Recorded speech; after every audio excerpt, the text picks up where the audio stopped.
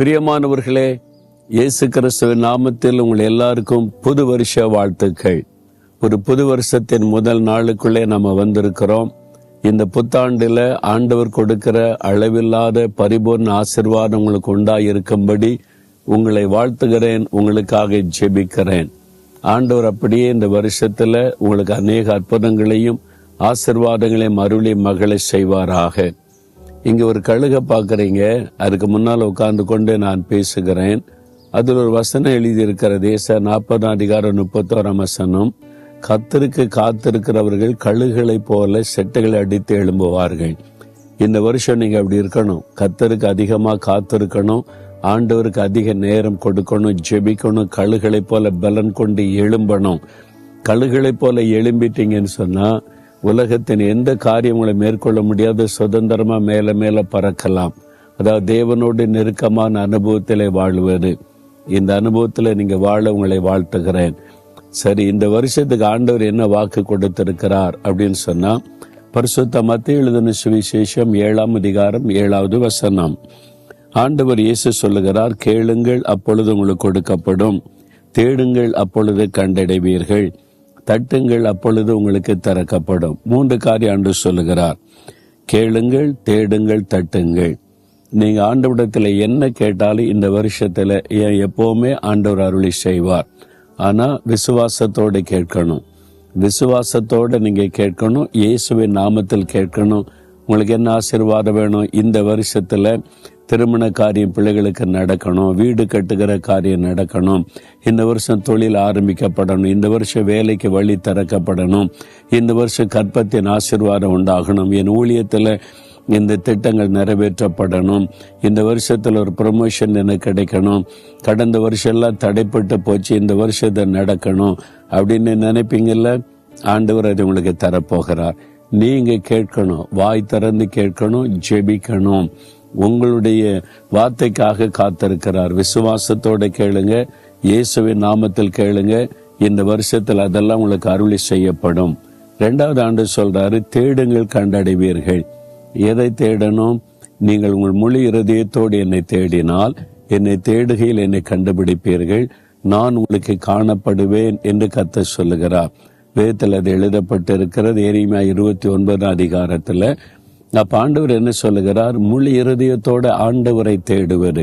வெறும் ஆசீர்வாதத்தை மட்டும் கேட்டு கேட்டு பெற்றுக்கொள்வதல்ல கிறிஸ்தவ வாழ்க்கை. ஆண்டவரை தேடுவது, அவருடைய முகத்தை தேடுவது. ஆண்டவர் சொல்லுகிறார், என் ஜனங்கள் என் முகத்தை தேடணும். அதான் ஆண்டவருடைய விருப்பம். அப்ப ஆண்டவருடைய பிரசன்னத்தை, அவருடைய முகத்தை நீங்க தேடணும். முழு இருதயத்தோட தாகத்தோட நீங்க தேடினால் ஆண்டவர் தன்னை உங்களுக்கு வெளிப்படுத்துவார். அப்ப ஆண்டவரோடு நீங்க நெருங்கி வரணும் என்று ஆண்டவர் விரும்புகிறார். விசுவாசிக்கிறீங்களா? வெறும் நன்மை ஆசீர்வாதத்தை மட்டும் கேட்பதல்ல வாழ்க்கை.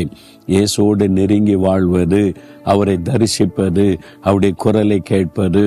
அப்ப ஆண்டவரை சொல்றாருல, நீங்க தேடுங்க கண்டடைவீங்க, முழு இருதயத்தோட தேடுங்க. சரியா? 3வது ஆண்டு சொல்ற, தட்டுங்கள் உங்களுக்கு திறக்கப்படும். கதவு தட்டுற மாதிரி பேசுகிறார். என்ன? லூக்கா நீங்க வேத புஸ்தகத்துல லூக்கா 11 இதே காரியம் ஜெபத்தை பற்றி ஆண்டு சொல்லும் பொழுது ஒரு காரியம் சொல்லுகிறார்.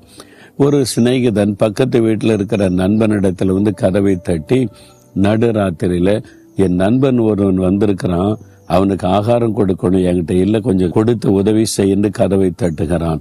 அவன் சொல்ல, நடுராத்திரி ஆயிட்டு, பிள்ளைகளோட படுத்திருக்கிற தொந்தரவு பண்ணாதன்னா, அவன் கதவை தட்டி தன் சிநேகிதனாய் கேட்டது நிமித்தம் இறங்கி அவன் உதவி செய்கிறான். அப்ப ஆண்டவர் சொல்றாரு, மற்றவங்களுக்காக ஆண்டவுடைய கதவை தட்டணும், பரலோகத்தின் கதவை தட்டணும். சுயநலமா நமக்காக மட்டும் ஜெபிக்க கூடாது.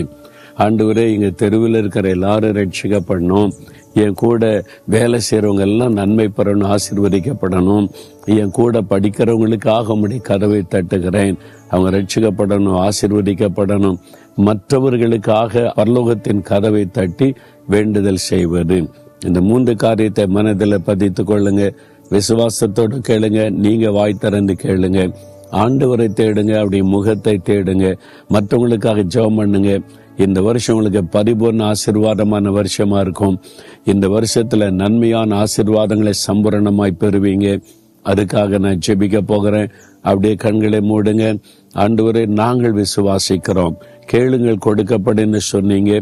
இந்த மகன் இந்த மகள் இந்த வருஷத்துல இந்த நன்மை இந்த ஆசீர்வாதம் எனக்கு, என் குடும்பத்துல, என் பிள்ளைகளுக்கு, என் ஊழியத்துல, என் வியாபாரத்துல, வேலையில வேண்டும்னு செபிக்கிறாங்களே, அந்த காரியத்துல நீங்க அற்புதம் செய்யணும்.